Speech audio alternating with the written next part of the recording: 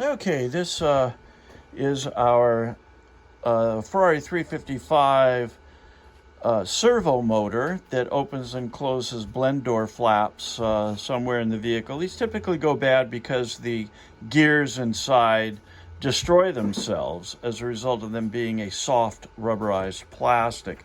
We've replaced the gears in this and sent it out to our customer.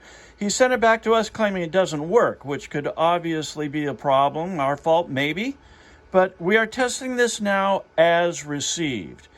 So this thing does two things. One, it rotates the activator stem for changing the blend door position, as well as sends a resistive signal back to the ECU to tell it where the blend door is. There's actually two resistive signals. We're going to do the first one first. Go ahead and activate the motor and let's see it operate through its range here.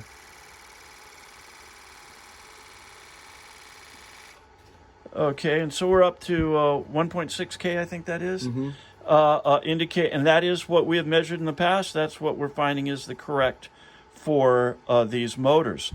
So do you want to take a second here and change over to read the descending? You want me to switch to the other signal as well? Yeah, switch to the other signal So as necessary. this one is at about 700. And here we go, ready? Yeah, go ahead. It's going to go up to about 2400. Great. So again, verify that this motor does operate through its range according to all that we've discovered. Can you make it go back the other direction real quick just for the heck of it, seeing what the total degree of rotation is on this motor?